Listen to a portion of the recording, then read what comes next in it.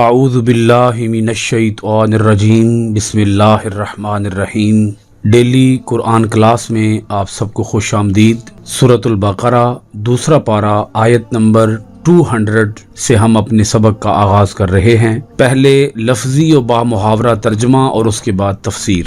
فَإِذَا پھر جب قَضَيْتُمْ تم پورے کر چکو مَنَاسِكَكُمْ اپنے ارکان فَاذْكُرُوا اللَّهَ تو اللہ کو یاد کرو كَذِكْرِكُمْ جس طرح تم یاد کرتے ہو آباءکم اپنے باپ دادا کو او یا اشد اس سے بھی زیادہ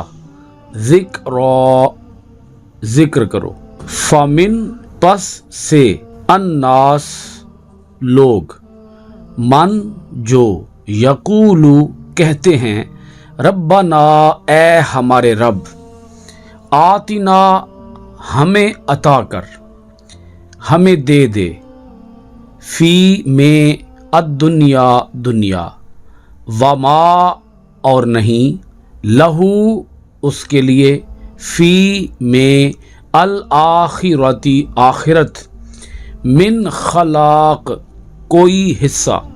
سورۃ البقرہ کی آیت نمبر 200 کے اندر اللہ رب العالمین نے زمانہ جاہلیت کے ایک بہت بڑے رسم و رواج کا خاتمہ فرمایا ہے۔ رسمیں آپ کو پتہ ہے ختم کرنا بڑا مشکل کام ہے۔ رسمیں ہم ختم نہیں کر سکتے۔ رسموں کو تو ہم ایسے سمجھتے ہیں کہ جیسے یہ فرض سے بھی آگے کا درجہ رکھتی ہیں۔ 8 ذی الحج کو حج شروع ہوتا ہے باقاعدہ۔ 8 ذی الحج سے پہلے ایک طواف ہوتا ہے، وہ جب بھی کر لیں، 4 کو کر لیں، 5 کو کر لیں، 6 7 ذی الحج کو کر لیں۔ 8 ذی الحج کو تمام حجاج کرام منا میں پہنچتے ہیں۔ 9 کو وہ عرفات میں جاتے ہیں اور 9 اور 10 کی درمیانی شب وہ مزدلفہ میں گزارتے ہیں۔ پھر 10 ذی الحج، 11 ذی الحج اور 12 ذی الحج، ان 3 دنوں میں سٹے ہوتا ہے میدان منا کے اندر۔ 10 ذی الحج کو حجاج کرام مزدلفہ سے صبح سویرے چلتے ہیں اور 10 ذی الحج کو منا کے اندر پہنچتے ہیں۔ قربانی کی جاتی ہے، وہ جو حج کی قربانی، حج کے شکرانے کی قربانی، وہ قربانی کی جاتی ہے، جانور ذبح کیا جاتا ہے۔ اس کے بعد پھر حلق یا قصر کرایا جاتا ہے، سر منڈایا جاتا ہے۔ اس کے بعد پھر احرام اتار کر، کیونکہ جب حلق ہو گیا تو وہ احرام کی پابندیوں سے آزاد ہو گیا، اپنے ملکی لباس کے اندر جو بھی لباس انسان کا ہوتا ہے اس لباس کے اندر وہ خانہ کعبہ میں پہنچتا ہے اور وہاں وہ ایک طواف کرتا ہے۔ پھر وہاں سے واپس منا کے میدان میں آتا ہے۔ 10 ذی الحج کا دن، پھر 11 کا دن، پھر 12 کا دن، یہ 3 دن پھر میدان منا کے اندر اسٹے ہوتا ہے۔ ان تینوں دنوں کے اندر رمی جمار ہوتی ہے۔ ایک بات نوٹ کر لیں، بیان کرنے سے رہ گئی ہے وہ بات، وہ یہ کہ 10 ذی الحج کو جب حجاج کرام مزدلفہ سے آتے ہیں تو سب سے پہلے آ کر رمی جمار ہی کرتے ہیں۔ اس کے بعد قربانی ہوتی ہے، پھر حلق اور پھر قصر، اور پھر احرام اتار کر سادہ کپڑوں میں ملبوس ہو کر وہ حرم شریف میں پہنچتے ہیں، وہاں وہ طواف کرتے ہیں اور پھر واپس منا کے اندر آ جاتے ہیں۔ تو بقیہ جو دن ہوتا ہے 10 ذی الحج کا، پھر 11 کا پورا دن، پھر 12 کا پورا دن، یہ جو دن ہیں 3 دن یہ گزارے جاتے ہیں منا کے میدان کے اندر۔ زمانہ جاہلیت کے اندر لوگ جب منا کے میدان کے اندر یہ 3 دن سٹے کرتے، یعنی 10 11 اور 12، چونکہ 10 ذی الحج کو جب رمی جمار ہو گئی، قربانی ہو گئی، حلق ہو گیا، احرام اتار دیا، سادہ کپڑوں میں ہیں اب، تو اس کے بعد تقریباً اوورال حج کے تمام جو ارکان ہیں مجموعی طور پر وہ ادا ہو جاتے ہیں۔ ایک ہی پھر رکن رہ جاتا ہے، صرف وہ ہے رمی جمار۔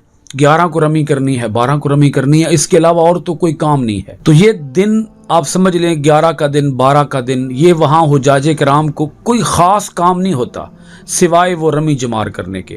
7 کنکریاں ہوتی ہیں، 3 جمرے ہیں وہاں پہ، جمرہ اولا، جمرہ وسطیٰ، جمرہ اخرى، ان جمروں کے اوپر جا کر یہ پتھر مارنے ہوتے ہیں۔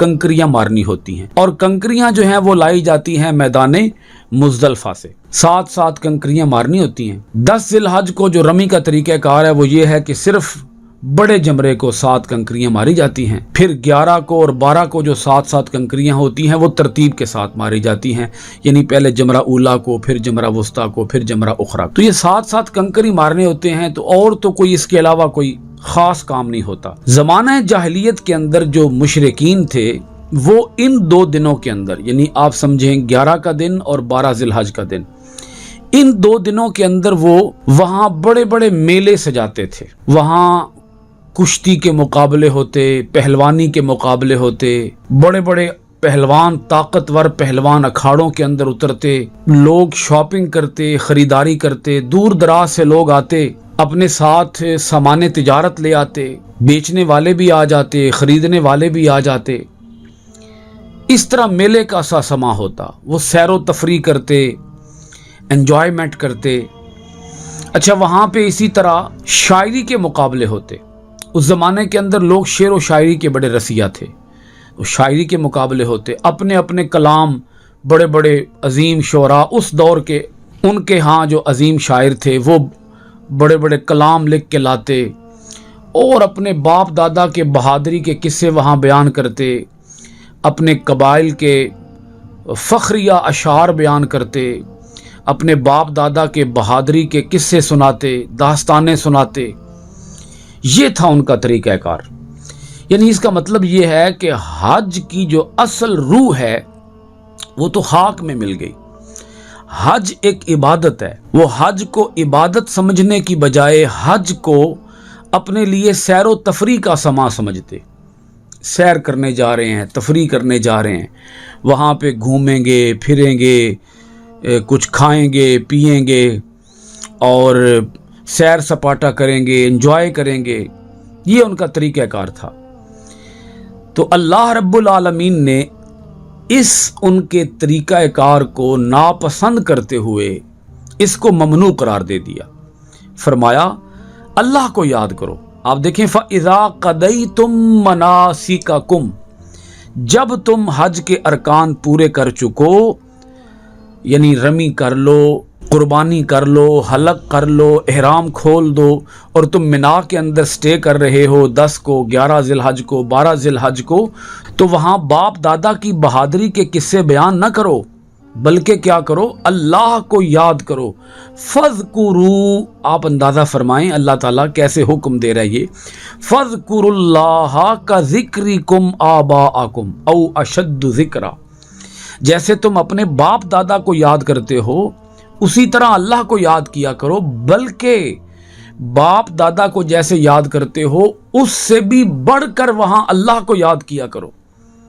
बाप दादा क्या चीज़ हैं, आबाओ अजदाद क्या चीज़ हैं, असल जो चीज़ है वो तो अल्लाह का जिक्र है। अल्लाह को याद करो, वहां अल्लाह की हम्द बयान करो। लब्बैक अल्लाहुम्मा लब्बैक ला शरीक लक लब्बैक इन्नल हम्दा वन निअमता लक वल मुल्क ला शरीक लक। ये तराने वहां अलापो, अल्लाह का जिक्र करो कसरत के साथ कि वो जगह तो अल्लाह का जिक्र करने की है। और अल्लाह पाक ने साथ ही इसके एक और उनके गलत नजरिए की तरदीद फरमाई।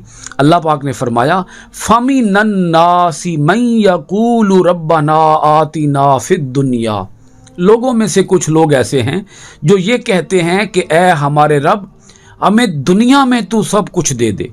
ये काफरों का तरीका अल्लाह ताला बता रहा है कि जब काफिर दुआ मांगता है तो वो सिर्फ दुनिया के लिए दुआ मांगता है। आप इस आयत मुबारका के अंदर इसकी गहराई में उतरें, अल्लाह से मांगना क्या चाहिए और वो मांग क्या रहा है। ये वैसे तो उस दौर के पस मंज़र में आप इस आयत को समझेंगे तो आपको बखूबी समझ आएगी, लेकिन आयतों को आज के दौर पर भी मुंतबिक करना चाहिए, अप्लाई करना चाहिए, आज के दौर के साथ भी टैली करना चाहिए कि उस वक्त क्या हो रहा था और आज क्या हो रहा है। उस वक्त भी लोग अपने बाप दादा का जिक्र करते थे, आज भी लोग अपने बाप दादा का ही जिक्र करते हैं। आज भी लोग अपने जो ख़ानदान के फ़ख्रिया कारनामे हैं लोग उन्हीं को बयान करते हैं।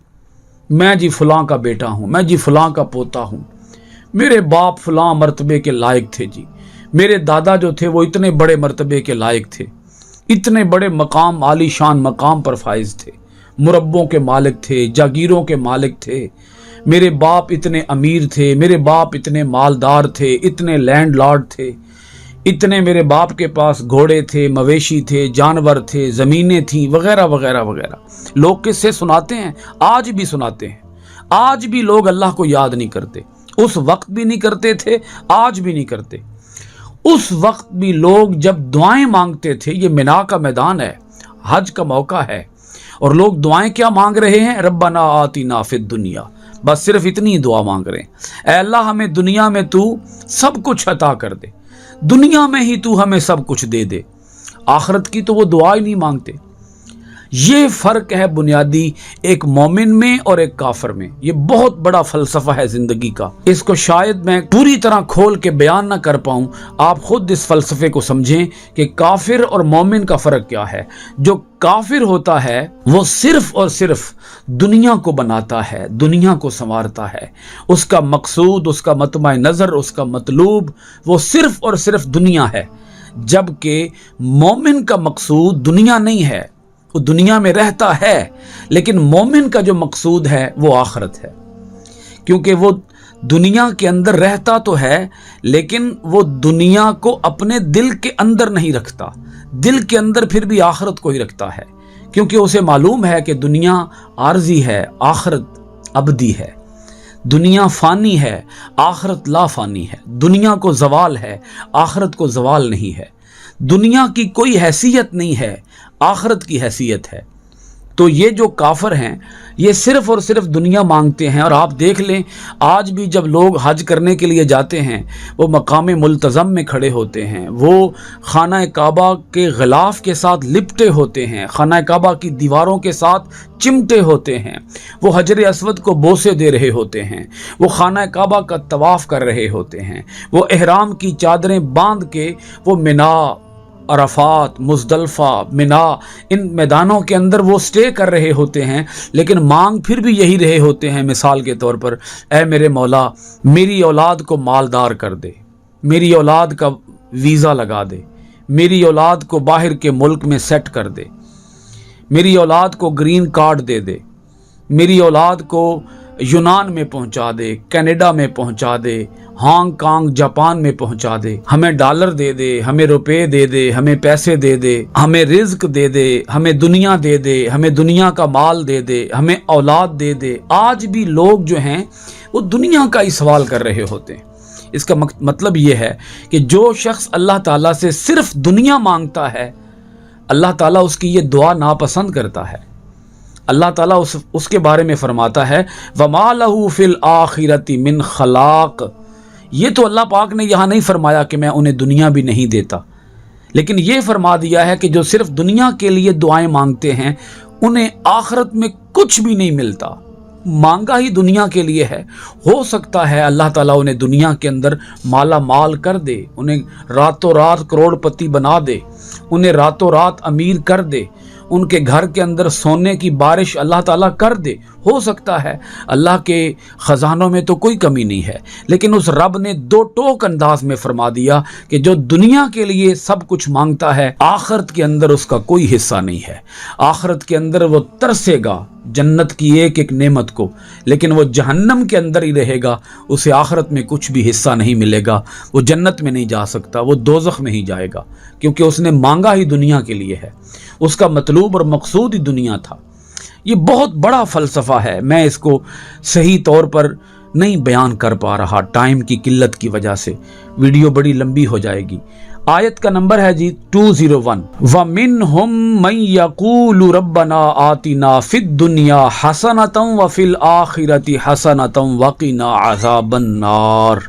ये वो दुआ है जो हमारे नबी पाक साहिब लौलाक, नबी मुकर्रम, शफ़ी मुअज़्ज़म, अहमद मुजतबा, मुहम्मद मुस्तफ़ा सल्लल्लाहु अलैहि वालिहि वसल्लम को बहुत पसंदीदा दुआ है। सरकार की, हुज़ूर अलैहिस्सलातु वस्सलाम की बड़ी पसंदीदा दुआ है।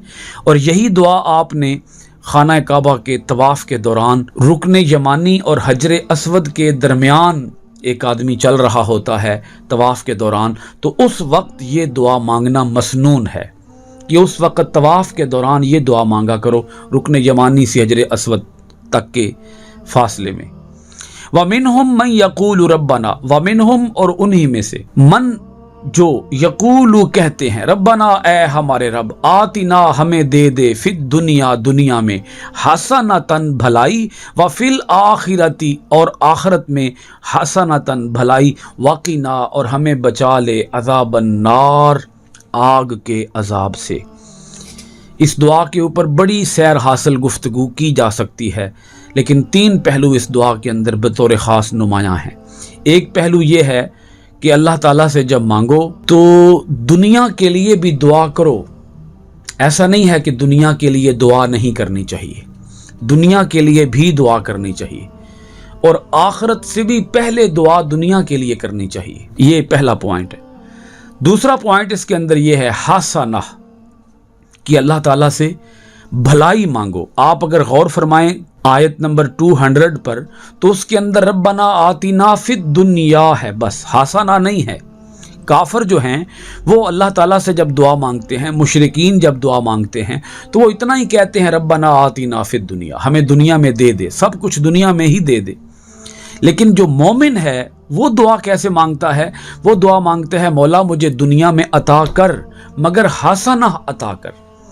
اب اس حسنہ کو سمجھیں کہ حسنہ کیا ہے۔ حسنہ کا معنی ہے بھلائی، حسنہ کا معنی ہے خیر، حسنہ کا معنی ہے اچھائی۔ تو اس اچھائی سے اب مراد کیا ہے؟ مثال کے طور پر میں اللہ تعالیٰ سے مال مانگ رہا ہوں، تو وہ مال اس وقت تک حسنہ نہیں بن سکتا جب تک کہ میں مال کو حلال کاموں میں خرچ نہیں کرتا۔ اگر مال میرے پاس ہے، مال کو حرام کاموں میں خرچ کرنا شروع کر دیا ہے، تو اس کا مطلب یہ ہے کہ وہ مال ہے لیکن وہ حسنہ نہیں ہے۔ میرے پاس علم ہے لیکن وہ علم نافع نہیں ہے، وہ نفع بخش علم نہیں ہے، نہ میرے کام آ رہا ہے نہ کسی دوسرے کے کام آ رہا ہے، تو وہ علم بس صرف علم ہی رہے گا، وہ علم حسنہ نہیں بنے گا۔ میرے پاس اور دیگر نعمتیں ہیں اور وہ نعمتیں مجھے راہ راست سے بھٹکا رہی ہیں۔ آپ اگر مال کی مثال لے لیں، میرے پاس پیسہ ہے، سرمایہ ہے، اور اس پیسے کے ساتھ میں شراب پی رہا ہوں، پیسے کے ساتھ میں بے حیائی، فحاشی اور یانی کے کاموں میں مبتلا ہو گیا ہوں، تو اس پیسے نے مجھے فائدہ نہیں پہنچایا، وہ پیسہ حسنہ نہیں بنا، حسنہ نہیں بنا۔ اولاد ہے، میرے پاس اولاد ہے لیکن وہ گناہگار ہے، وہ اللہ تعالیٰ کے احکام کو بجا نہیں لاتی، تو ایسی صورت میں وہ جو اولاد ہے وہ حسنہ نہیں بنے گی۔ تو یہ ہے حسنہ کا مطلب یہ ہے کہ اے اللہ ہمیں دنیا کے اندر تو بھلائی عطا کر، جو بھی عطا کر وہ ہمارے لیے حسنہ ہو، تیری رضا کی خاطر ہو، تجھے راضی کرنے کے لیے ہو۔ تیسرا اہم پوائنٹ دیکھیں، اس کے اندر یہ دعا کی جا رہی ہے وَفِي الْآخِرَةِ حَسَنَةٌ، اور آخرت میں بھی ہمیں بھلائی عطا کر۔ آخرت میں بھی مومن کا یہ ترہ امتیاز ہے، مومن کا یہ یونیک پوائنٹ ہے کہ وہ صرف اللہ تعالیٰ سے دنیا میں حسنہ کا سوال نہیں کرتا، بلکہ وہ آخرت کے لیے بھی حسنہ کا سوال کرتا ہے، کیونکہ اصل جو ہے، اصل وہ تو آخرت ہے۔ دنیا تو فانی چیز ہے، عارضی چیز ہے، ختم ہو جائے گی، فنا ہو جائے گی۔ وَقِنَا عَذَابَ النَّارِ، اگرچہ میں نے 3 پوائنٹ کہے تھے لیکن آیت کے اندر یہ چوتھا پوائنٹ بھی بہت قابل غور ہے، بہت قابل توجہ ہے۔ وَقِنَا عَذَابَ النَّارِ، اے اللہ ہمیں دوزخ کے عذاب سے بچا لے۔ یہ ایک مومن کا منتہائے مقصود ہے، اس کے مقصود کا آخری جو حصہ ہے وہ یہ ہے، آپ اس کو اول کہیں تو بھی ٹھیک ہے، اس کو آخر کہیں تو بھی صحیح ہے، یعنی ہماری دنیا کی ہر سٹرگل کا بنیادی مقصد یہ ہے کہ ہم آخرت کے عذاب سے بچ جائیں، کیونکہ اگر ہم آخرت کے عذاب سے بچ نہ سکے تو دنیا کے اندر جو کچھ بھی ہمارے پاس ہے وہ رائے گاں ہے، وہ فضول ہے، وہ بیکار ہے، اس کی کوئی حیثیت نہیں ہے۔ واقعی نہ ہمیں بچا لے عذاب النار، آگ کے عذاب سے۔ یہ دعا پیغمبر مانگتے رہے، جناب رسول پاک صلی اللہ علیہ وآلہ وسلم مانگتے رہے، جن کے ساتھ اللہ کا وعدہ ہے کہ وہ جنتی ہیں۔ بلکہ سرکار نبی پاک صلی اللہ علیہ وآلہ وسلم نے کئی صحابہ کرام کو جنت کی بشارت دی ہے، مگر اس کے باوجود یہ خوف الہی کا مقام ہے، یہ اللہ تعالیٰ کی خشیت کا مقام ہے کہ اللہ تعالیٰ سے ہر حال میں ڈرتے رہنا چاہیے کہ اللہ تو ہمیں دوزخ کے عذاب سے بچا لے، کیونکہ اگر ہم دوزخ کے عذاب سے نہ بچ سکے تو کوئی کامیابی نہیں ہے، پھر ناکامی ہی ناکامی ہے، پھر پریشانی ہی پریشانی ہے، پھر ندامت ہی ندامت اور پچھتاوا ہی پچھتاوا ہے۔ آپ یقین جانیں اگر ہمیں اس دعا کی صحیح روح سمجھ آ جائے تو ہماری خوشیوں اور ہماری پریشانیوں، ہماری مسرتوں اور ہمارے دکھوں کے معیار ہی بدل جائیں، پیمانے ہی بدل جائیں۔ آج ہم کن خوشیوں پر بیٹھ کے خوش ہو رہے ہیں اور کن غموں پر بیٹھ کے ہم غمگین ہو رہے ہیں۔ یہ غم بھی عارضی ہیں، یہ خوشیاں بھی عارضی ہیں۔ ان غموں اور دکھوں کی کوئی حیثیت ہے، نہ ان خوشیوں اور مسرتوں کی کوئی حیثیت ہے، کیونکہ اگر ہمیں دوزخ کے عذاب سے نجات حاصل نہ ہوئی تو پھر کہاں جائیں گے؟ پھر کیا بنے گا؟ کہاں سے ہم کوئی جائے پناہ حاصل کریں گے؟ کہاں ہمیں کوئی ٹھکانہ ملے گا؟ کہاں ہمیں کوئی بسیرا ملے گا؟ عذاب میں ڈال دیے گئے تو ناکام ہو گئے، رسوا ہو گئے۔ اس سے بڑی اور رسوائی کوئی نہیں جس شخص کو جہنم کی آگ کے اندر ڈال دیا جائے۔ اللہ رب العالمین نے اسی مضمون کو آگے بڑھاتے ہوئے سورۃ البقرہ کی آیت نمبر 202 کے اندر ارشاد فرمایا، اولئک لہم نصیب مما کسبوا واللہ سریع الحساب۔ اولئک یہی لوگ، لہم ان کے لیے، نصیب حصہ ملے گا، مما اس میں سے جو، کسبوا انہوں نے کمایا، واللہ سریع الحساب اور اللہ بہت جلد حساب لینے والا ہے، بہت جلد حساب چکانے والا ہے۔ سریع لفظ بنا ہے نا سرعت سے، سرعت کا معنی ہوتا ہے تیز رفتاری۔ اللہ بہت جلد حساب چکانے والا ہے۔ اولئک لہم نصیب مما کسبوا، انہی لوگوں کو بہت بڑا حصہ ملے گا دونوں جہانوں میں، یہ بریکٹ کے اندر ہے، دونوں جہانوں میں، بسبب ان کی نیک کمائی کے، جو انہوں نے نیک کمائی کی ہے اس وجہ سے ان لوگوں کو، بلکہ ان ہی لوگوں کو دونوں جہانوں میں حصہ ملے گا۔ یہ جو دعا مانگتے ہیں نا، ربنا آتنا فی الدنیا حسنۃ وفی الآخرۃ حسنۃ وقنا عذاب النار، یہ ان لوگوں کی شان اللہ پاک بیان کر رہا ہے کہ ان کی شان یہ ہے، ان لوگوں کا مقام یہ ہے جو دنیا کے اندر بھی اور آخرت کے اندر بھی بھلائی مانگتے ہیں اور اللہ کے عذاب سے ہر وقت پناہ مانگتے ہیں۔ یہی وہ لوگ ہیں جنہیں حصہ ملے گا، ان کی کمائی کا ان کو حصہ ملے گا۔ آپ اس کو یوں سمجھ لیں کہ اگر ایک شخص نیک ہے، بہت جلد اللہ تعالیٰ اسے نیکیوں کا صلہ عطا فرما دے گا۔ اگر کوئی شخص بد ہے تو اللہ تعالیٰ بہت جلد اس کے انجام تک اسے پہنچا دے گا۔ تو اس سے اللہ پاک نے فرمایا کہ مجھے کوئی حساب پورا کرنے میں دیر نہیں لگتی۔ جب ایک شخص کی موت ہوتی ہے تو مرتے ساتھ ہی اس کا حساب کتاب شروع ہو جاتا ہے۔ حدیث پاک کے اندر آتا ہے کہ جب کسی شخص کی موت ہو جائے تو اس کی تدفین میں دیر نہ کرو، اسے قبر میں اتارنے میں دیر نہ کرو۔ کیوں؟ اللہ کے رسول علیہ الصلوۃ والسلام نے فرمایا کہ اگر وہ نیک ہے تو وہ جلد اپنے انجام کو پہنچ جائے، اللہ تعالیٰ کی نعمتوں کے اندر پہنچ جائے، اور اگر وہ بد ہے، برا ہے، تو بہت جلد اپنے انجام کو پہنچ جائے، اللہ تعالیٰ کے عذاب کی طرف چلا جائے اور اس کا بوجھ اپنے کندھوں سے جلد اتارو۔ نیک ہو تب بھی جلد دفناؤ، بد ہو تب بھی جلد دفناؤ، تاکہ وہ جلد اپنے انجام کو پہنچ جائے، جزا اور سزا اس کی شروع ہو جائے۔ سریع الحساب کا آپ ایک مطلب یہ بھی سمجھ لیں کہ جب کسی انسان کی موت واقع ہوتی ہے تو مرتے ساتھ ہی اللہ تعالیٰ دنیا والوں کو اس کا انجام دکھا دیتا ہے، کیونکہ جب کسی شخص کی موت واقع ہوتی ہے اور وہ نیک ہو تو مرنے کے بعد بھی اس کے چہرے کے اوپر سمائل ہوتی ہے، مسکراہٹ ہوتی ہے، اس کا چہرہ مسکرا رہا ہوتا ہے، کھلا ہوا چہرہ ہوتا ہے۔ اور اگر کوئی شخص برا ہو، گناہگار ہو، اللہ تعالیٰ کا نافرمان ہو تو اس کا چہرہ مرجھا جاتا ہے، سیاہ ہو جاتا ہے، اس کا چہرہ دیکھ کر لوگ ڈر جاتے ہیں، لوگ خائف ہو جاتے ہیں۔ تو یہ ہے اللہ تعالیٰ بہت جلد حساب چکانے والا ہے، وہ حساب چکانے میں دیر نہیں کرتا۔ تو اللہ تعالیٰ سے ڈرنا چاہیے اور ان آیتوں کے اوپر گہرا غور و خوض کرنا چاہیے۔ جتنی میری بساط تھی میں نے ان آیتوں کی وضاحت آپ کے سامنے رکھی ہے، لیکن حقیقت یہ ہے کہ ان آیتوں کے اندر بڑی ہی گہرائی ہے، گہرائی ہے اور وسعت ہے، اور میں اس وسعت کو کما حق ہوں بیان نہیں کر پا سکتا۔ اللہ تعالیٰ ہم سب کو اپنی آیتوں کے اندر غور و خوض کرنے اور اپنی آیتوں کے اوپر عمل پیرا ہونے کی توفیق عطا فرمائے۔ آیت نمبر 202 تک گفتگو مکمل ہوئی۔ انشاءاللہ العزیز آئندہ قرآن کلاس کے اندر ہم آپ کے پاس حاضر ہوں گے سورۃ البقرہ کی آیت نمبر 203 کے ساتھ۔ بہت شکریہ۔ السلام علیکم ورحمۃ اللہ وبرکاتہ۔